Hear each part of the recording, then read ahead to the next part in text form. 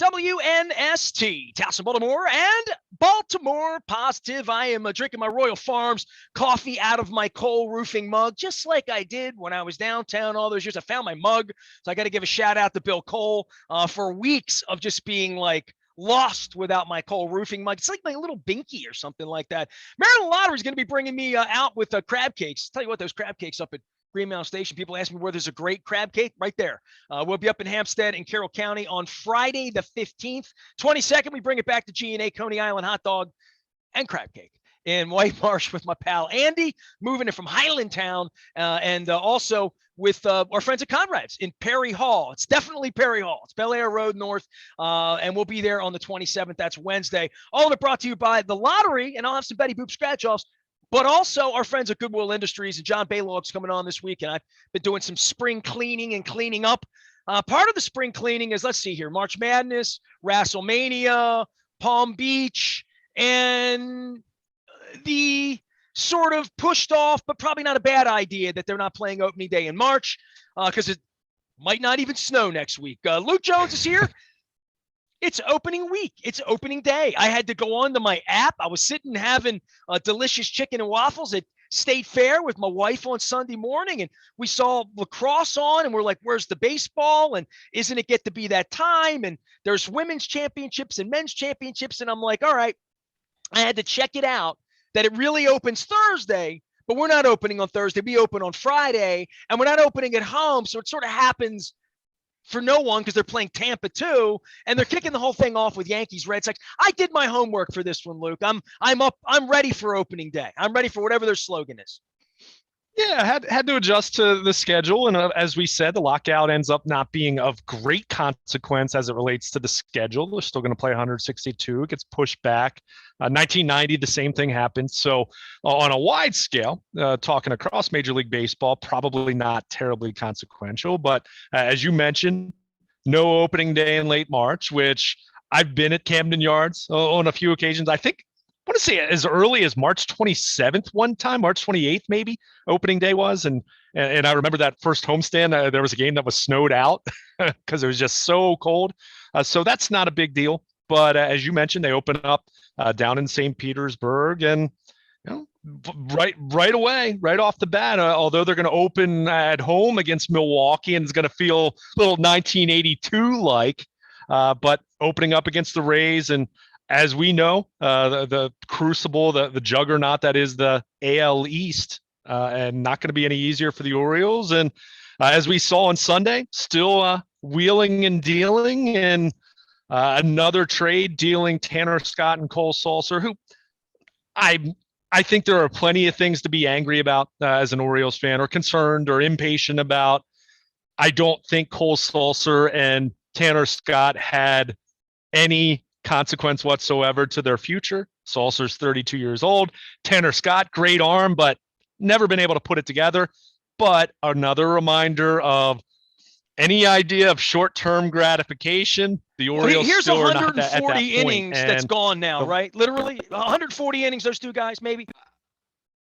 I mean, it all depends. I mean, with Tanner Scott, I mean, he had some health issues. I mean, he threw I think he made 62 appearances. He was at 54 innings, and Sulser was at 63 and a third. And Sulser pitched well last year, to his credit. But I'll also remind everyone, Cole Sulser was a waiver claim guy 2 years ago, in the same way that I'm guessing you're going to see a guy like Brian Baker in this bullpen, who, kind of a similar, acquisition in that way. Guys claimed off waivers, and this, Nestor. I mean, as much as you look at the back end of this bullpen now and say, okay, they don't have Sulser, they don't have Tanner Scott. Tanner Scott's not a guy who, other than the pandemic shortened season, has never put it together for a full season to not be anything but maddeningly inconsistent. And in the case of Cole Sulser, he was good last year, and the Marlins are getting someone who's going to be a nice back end of the bullpen piece for them. But what the Orioles get in return, they get a couple minor leaguers. They get a competitive balance round B pick, which will add about $1 million to their draft pool. So don't you have to be a scientist to know this stuff? Like when you say that stuff to me, there's a little part of me that, like, I was the baseball nerd, and I never, ever You could explain a balk, okay? Like I could explain that. I could never explain what waivers really meant to anyone. And I'm 53 and I just gave that up. It's like trying to explain pi to somebody or, to break it down. It just doesn't matter what the last digits are to it. But just when I figured out, like various things in regard to Nestor Cortez, right? And arbitration eligible, and all of the reasons why Matt Wieters wasn't brought up and why Adley Rutschman isn't brought up. It's I know we talked wrestling this week. Yeah, just when you figure it all out, they change the rules, right? I mean, that's what happened here, right? Oh yeah, I So mean, what the hell yeah, did you just say to me? The plan B did a bit of with the draft. What? well, it has to, the competitive balance picks, which are the draft picks that are, I think these are the ones after the second round, the one that this pick the Orioles got from the Marlins as part of the So it's like a sandwich Sulcer pick, and kind of, Scott sort deal. of like that. Yeah, exactly. Okay. I mean, you kind of think of compensatory picks. It's very similar. When But I the look point at the is, they get baseball this draft pick. recently, there aren't like 30 first round picks. There's like 44. So it's like that, right? It's kind of sort of like that. It's kind of Yeah, like when you kind of, get on sort of. Southwest Airlines and you board the A and the B, and in between, like your sister would get on because she's got a kid. They'll just let him in. Right. Okay. Yeah, Just like that. it's Okay. a little bit like I'm that, right? trying But to understand. Just well, no, work with me here. no, and believe me, You if know you I'm sat on here, the spectrum. Just help me, man. if you sat here and tried to quiz me on it detail by detail, I would be a little nervous trying to explain it that way. But long story short, they get a draft pick out of this. Keep in mind, you can't trade the regular draft picks in baseball's drafts. So the competitive balance picks like this one, you can trade. That will add roughly $1 million to their bonus pool. Which, keep in mind, your bonus pool you can spread out over your first 10 selections, your first 10 rounds of the draft, which gives you a chance to, okay, one guy might go under slot at some point, and you sign him for less than what the slot value is, but then you can take that difference and go sign a high school kid a little bit later on who might have fancied himself as going to college, and suddenly you offer him more money and he changes his mind. So it's nice to have more balance pool money. Do I think Cole Sulcer and Tanner Scott were destined for meaningful things for the Orioles over the next couple of years? No. But at the same time, I know fans are absolutely dying for some short-term gratification. And when you see two guys from the back end of your bullpen traded a few days before opening day, it's just the latest example of when is this going to get more enjoyable at the major league level? And I can't argue with that point in terms of in a big picture win-loss sense. Now, Adley Rutschman, who has begun hitting and throwing and things again after having the triceps issue, we're going to see him at some point sooner rather than later as it pertains to 2022. I firmly am confident in that. Grayson Rodriguez, things go well for him in Norfolk. We're going to see him at some point, I'd say is a good chance. DL Hall, as long as his elbow is healthy and builds up some innings and some, gets some work in. I think we could see him later in the season. Kyle Stowers, think we could see him. Maybe we even see Yusniel Diaz, who had a nice spring, although he's got to prove it at AAA after just a lost 2021 for him. But in the meantime, you're left with I would say 26, but we know it's going to be an expanded roster over the first month of the season, 28-man roster that has a handful of guys that you say, okay, he's got a chance to really be a part of the future. And we saw that with Mullins and Mountcastle and go down the list of the young guys that they have that at the major league level, but still have a lot of placeholders. And in the case of Sulcer and Scott, again, it's Cole Sulcer. He was about a 2-win reliever last year. Was he going to be a 2-win reliever again this year? Hard to say. He's 32. Middle relievers are very unpredictable, very mercurial, guys that'll be great for a year and then they're terrible the next year. So between him, Tanner Scott being Mr. Inconsistent over the last few years, I don't think it's a major, bummer or anything like that to be that upset about. But again, it's just a reminder of this is another one of those years where, looking at last place and looking at, the biggest question in the standings being, do you figure out a way to avoid 100 losses? But you're hoping the second half of the year is better. And because of some of those young guys I mentioned, they're arriving. In the meantime, though, lots and lots of questions, especially on the pitching side. And, we've talked a lot about the rotation or lack thereof of established starting pitchers behind John Means and, free agent acquisition Jordan Lyles. But now the bullpen, a couple guys you'll recognize out there, Dylan Tate and Paul Fry and a couple others, but lots of question marks. And I think what's going to be interesting this year, especially Can I as ask you this? Rodriguez. I don't want to be interruptive, but like I'm going to put the game on Friday, right? Like middle of the day, I got a little plan thing happening. My wife and I are doing a thing. It's springtime and Masters and like all of that, right? So Lord knows the Masters, the baseball crowd, all that opening day plays into for however it is for those. And it's the real Ramadan. So, that's going on too. But for people that take like 4 days and don't do anything but do that, they'll put the game on, right? I'm not being I'm totally not being a jackass because I haven't paid any attention to this because there just hasn't been time in my universe with the Steve Bisciotti press conferences and, various things that have been going on with work. And who's in the lineup? Like, seriously, other than Mancini, and I know they had a little battle with him last week and Means, I know a couple of the guys. Who's going to be on the field Friday for them? Can you entertain the audience with that? Because my wife's going to put it on and say, who are these guys? Because we've been doing that for like 2 or 3 years, right? Well, and the top half of the lineup should be familiar at this point. I mean, Cedric Mullins has been there. Austin Hayes has been there. Ryan Mountcastle is a guy who wasn't Rookie of the Year last year, but he was the Orioles Rookie of the Year and had a really good season. See, you see these names to me. These are good ball players. These are major league ball players. Sure, they have a handful of guys like that. I mean, Cedric Mullins is an outstanding. I mean, right now he's a premier ball player. Sure. Well, and that's where that's where, and I'll answer your question in a moment. But my point at this point, so good. I'm looking forward to it. By the way, right now I'm like, all right, now get me excited, Luke Jones.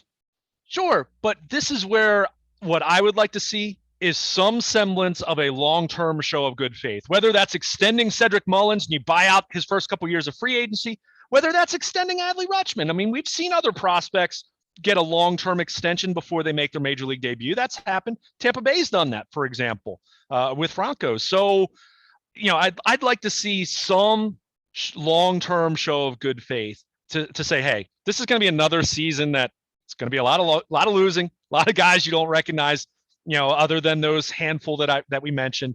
I'd like to see that. Am I holding my breath for that at this point? Well, until they do it, no. So, but that aside, you look at the lineup. The outfield should look very familiar. You have Mancini in center, Austin Hayes in left. Santander is going to play right field. Mancini most likely going to DH, although they've been playing Mancini in the outfield a little bit. I'm guessing there's some motivation there to potentially deal him at the deadline. And if a team's looking for a DH first baseman, but also someone that could play right field in a pinch, Mancini can still be that guy. So we've seen a little bit of that. Robinson Chirinos is going to be the catcher. He's, he profiles as the backup to Rutschman once Rutschman arrives and is healthy and makes his major league debut. Chirinos been around a long time, guy that's considered to be a solid pitch and catch guy over the course of his career, solid veteran. He's going to be in that role that Greg Zahn was for Matt Wieters back in 2009. I mean, that's where they are with that, but he begins the year as the catcher. And then the infield's where it gets more interesting. Mountcastle at first, no questions there. But you look at the other 3 infield spots, I feel pretty good about Ramon Urias, who go back and look at his numbers last year. I know a lot of people weren't paying attention. He hit the ball. He hits. He can hit a little bit. He's a guy that I think could be a super utility infielder for some better teams out there, and he can hit. And he's okay with good enough with the glove. So it's just a question of, does he play second, short, or third? And I think the answer could be he's at different spots on any given night. So I expect to see him after that. They did sign Rougned Odor, who was the Texas Rangers second baseman. I can never pronounce his name. Congratulations for that. You watch a lot of Major League Baseball. Remember, he famously Bill Ripken's still struggling with that. He famously punched Jose Bautista several years back, if you recall, that brawl between the Blue Jays and the Rangers. So we think he's going to be the second baseman, but he's also a guy who struggled a lot the last couple of years. I think you'll see him at second base, but don't quote me as 100% certain on that, because he's still a guy that his career has not trended well the last couple of years. Hey man, is the jury out on this manager? You have Jorge Mateo based on any of this. I mean, I don't know how it can be at this point. Now, that's not to say that. I mean, this is we said this when he was hired. He's Bo Porter. for the Astros at that point in time. Bo Porter was the guy when they weren't spending money and they were losing 100 games, and then they're ready to win, and then they went to AJ Hinch. Now, well, this will be his fourth. Wow. 2019 was his first year. Keep in mind, 20 was the weird 60-game schedule. I mean, I don't even know what you call that. I mean, that was just such a bizarre Twilight Zone baseball. I mean, it was. I mean, empty ballparks, all of that. But this will be his fourth season, third full 162-game season. So I don't think you can judge Brandon Hyde yet. I can't tell you right now if he's a great manager or not, or a good manager or not. Let's call it that, because people complain about his bullpen management. Well, they just traded two of his, what on paper look to be better bullpen arms. So what do you expect there? But you look at the infield, Jorge Mateo. Does Chris Owens, who is a kind of journeyman veteran infielder that they signed to a minor league deal, does he make the club? Kelvin Gutierrez, who I'm not big on. He's 27 and hasn't really hit, hasn't hit at all in the minor or in the majors, didn't hit that much in the minors, but he's kind of the next Rio Ruiz, I guess, if to put it in real simple terms there. The infield's rough. The outfield, you look at that outfield, you say, hey, there's upside. There's guys who've been productive in the present, even Santander, who last year was kind of a lost year for him. The year before he hit.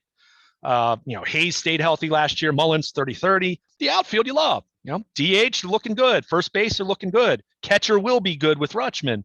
The rest of that infield right now, that's where it's really rough. And that's to me where, and I'm not saying Carlos Correa, to feed the crazy rumors of the offseason, but that to me is where I would have liked to have seen go out and get this generation's JJ Hardy to play short. And look, they have some interesting infield prospects who, Jordan Westberg could be in the majors by the end of the year. I think he's a guy that'll be at AAA. Gunnar Henderson is at AA, will be at AAA, and we'll see him potentially by the end of the year, although next year more likely for him. So they've got some options, but none of them are Manny Machado in terms of how you'd view a prospect. So the infield's really rough, and of course the pitching, is going to be really rough. Lots of guys that we saw last year get knocked around hard. We'll see what they've learned, how they've adjusted. Any guys that kind of graduate to become, some semblance of a mainstay. I think the interesting guy on the pitching side for me, here's one good story from last year. Tyler Wells was their Rule 5 pitcher who had Tommy John in 2019, didn't pitch at all in 2020 because there were no minor league season. But he was their Rule 5 guy. Pitched well out of the bullpen. He was even closing games for them in September. I know no one was paying attention, but he closed some games for them in December. He's actually starting the year in the rotation, and they're going to do some of this piggyback tandem kind of thing to protect some of these young arms. You had a short spring. You got to try to figure out how you're going to get through games and try to get some of these guys experience in innings. So Tyler Wells is a guy I'm interested in. And I'm interested to see. Well, I don't even know if you're managing to win at this point as much as you're managing to get improvement. I mean, it's almost like managing a AA team at this point where, like, you go full speed to some degree, but not with the pitching, and certainly not with innings. And early on, as you pointed out, where these guys haven't been there, this isn't going to look normal anywhere, not just for the Orioles, for any of these teams. And the more that they get away from these guys throwing 120 pitches ever, speaks to the fact that everything feels like spring training because everybody's sort of wired to go 40 to 60 pitches, right? Yeah, and some of that's by design, and certainly the lockout played a big part here. I mean, you had some pitchers who came to spring training and they were, quote, on schedule. You had other guys who didn't know. I mean, hey, I'm the first to admit, I thought from the time that they had to push back opening day, I thought it was going to be May until we saw baseball. I really did. I was wrong on that. So how many of these players, how many of their agents, fast they can get this going once they get their act together? Oh, of course. Well, you can't miss out on that money, right? So, but you had agents, you had players trying to figure out, okay, when do I ramp it up? The hitters, I think it'll be fine. I mean, will you see a few more hamstring injuries than normal? I suppose, right? I mean, especially if you get some cooler weather in April. But the pitchers, that's where it's so tough because you're so used to ramping up in starting in mid-February. You got those 6 full weeks until the season starts. And this time you've had more like 4 weeks and you didn't know exactly when to start ramping up because you've been in the lockout since early December. So yeah, you're going to see more of that. And by the way, Nestor, here's a little homework assignment for you. I'm not going to put you on the spot to make you guess. Go check out and see how many pitchers in Major League Baseball threw 200 innings last year. Not 250. Hold on. 300. Hold on. Unless you want to do it right now. I mean, that's fine. 200 innings in Major League Baseball. 200 innings. There's 30 teams, correct? Yeah. Okay, so there's 30 teams. If there were 5 starters, that gives me 150 guys to pick from. That means there's only 80 guys probably that were that kind of guy. And if you're that kind of guy and you make 33 starts and you only go 5 innings a start, 33 times 5, I'm doing the math, that's 180. You'd really have to be special. So 30 teams, I would say 12 guys. You said 12? I said 12. That went 200 innings? That's not a terrible guess. There are 4. Wow. That's crazy. So now, I will say, in fairness, I think we do have to at least acknowledge you were 6 in each league. I figured there'd be 2 in each division. Right. Well, one, the game has changed a lot. Right. I mean, that's stating the obvious. Keep in mind, they were coming off the 2020 season, which was weird. I mean, you had 4 months of nothing, 60 games, like that whole thing. So, but it just speaks to, my goodness, I can remember a time when we were talking about lamenting that no one threw 300 innings a season anymore. And then it was 275 and then it was 250. And now it's, Zach Wheeler for Philadelphia, 213 and a third innings, led the league last year. So, or led the majors last year. So it does speak to how things have changed. So, going back to the original point we were talking about with this tandem, we saw the opener thing, which hasn't really caught on, I think, as dramatically as a lot of people anticipated, but you still see it. But you just have a lot of what we're seeing now is a lot of teams just refer to them as bulk pitchers. Look, the Max Scherzers of the league, your most dominant starters, they're still going to be starting pitchers, and they're not going to go 9 innings, but they're still going to try to go 7, let's say, on a consistent basis. But you're seeing more and more guys, and this is where it's going to be interesting for the Orioles, for someone like Tyler Wells, for someone like Kyle Bradish, who's going to be up at some point. Certainly Grayson Rodriguez, maybe not this year as much, but looking at him next year, you're hoping he's a legit starter. But some of these guys that profile to say, okay, they could go through a lineup once, maybe they can go through it twice, but asking them to go through it 3 times, it's probably not going to work out very well. And you're seeing more and more teams adjust to kind of being that, okay, maybe you can't go 6 innings, but can you go 4? So you're going to have more pitchers like that. But that also means different construction of your bullpen, because you can't have a bunch of 1-inning guys in the bullpen. So I think what you're seeing and what you're going to continue to see is you'll still have your however many each team has, on average, maybe it's 2 or 3 guys that are more traditional starting pitchers. But I think you're going to see more and more teams move toward wanting guys that can go 4 innings. And that's going to be guys in the bullpen and guys that are technically starters because they begin games. But I think you're just going to see more and more movement towards bulk pitching, guys that can go 4, maybe 5 innings, but guys that are going to fit that profile. And you're going to see those guys in the rotation, and you're going to see more of those guys in the bullpen. And you might only have, at that point, 3 shorter inning type relievers that are going to be your back end guys. So it's going to be fascinating to see how this plays out. When I say fascinating, I mean, generally speaking, it's going to be very painful to see it for the Orioles this year, I expect, but you're hoping. And this was why last year was so disappointing for me. That tier of Dean Kramer, Bruce Zimmerman, Keegan Aiken, Kyle Bradish, Zach Lowther, Mike Baumann, who I think is going to be in the bullpen. It's looking more and more like, especially with the Sulcer and Tanner Scott trade. But of that tier of pitchers, not talking about Rodriguez, not talking about DL Hall or anyone that are a little bit earlier, in their development. That's why last year, not seeing 1 or 2 of those guys emerge. And Zimmerman had a chance, but keep in mind, he was hurt most of the second half of last year, missed basically the whole second half. But wanted to see 1 or 2 of those guys look like, hey, can you be number 4, number 5 type starters? Can you be that kind of guy?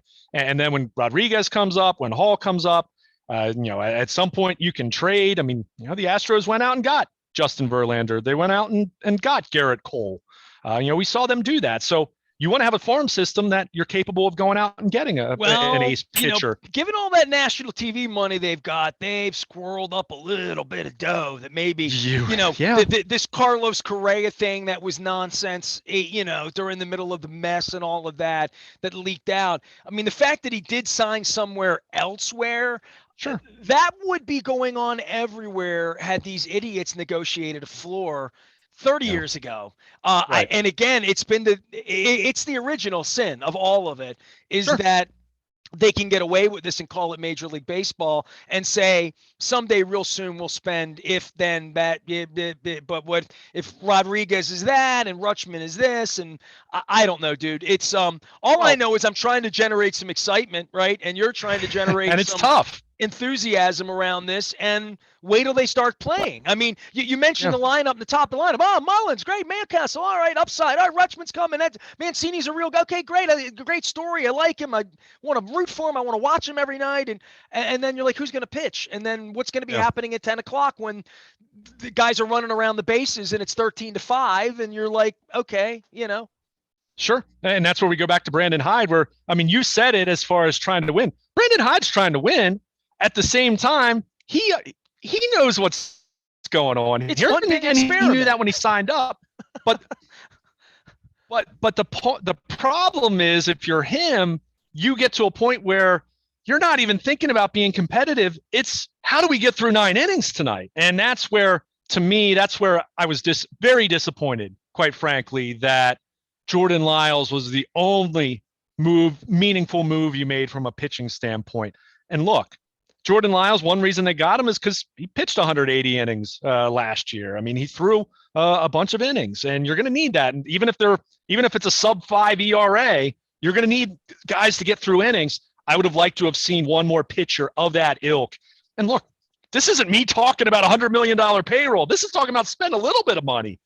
Can you spend a little bit of money that you're not completely blowing up your pitching staff? Their analytics don't indicate that winning more than 59 games is going to help them get the number 1 overall pick. So they're not trying to win 72 games. Of course. However, and this is where I would push back to that notion. You still have to cultivate development. And this is where I had a major issue last year, continuing to see Dean Kramer and Keegan Aiken trotted out there every 5th day. We're not talking about guys who had a 5.5 ERA. Go look at their numbers last year. It was so far below the bar, below the line, as far as guys that are not even able to get through 3 innings. They can say, well, we had nothing else. And you can say that's not good enough. That's the problem. That's the problem. And that to me is where I don't like the notion of, well, you have to see what you have with these young guys before you start spending money. And to my point is, well, that's not exactly portraying, a lot of confidence that what you're doing is working. I like to see, I've thought all along, and I thought, this offseason for me would have been the time to start doing it, is to start complementing the major league roster with another veteran or two, sprinkling in, as I use the JJ Hardy example all the time. He came in 2011. They didn't win in 2011, but he was a big part of 2012. It's a big part of 2014. So I thought this offseason for me would have been the time to start doing some of that. And look, I'm not saying that the payroll would have been all that terribly much than what it is, but it would have been, maybe you spend 20 million more than you did.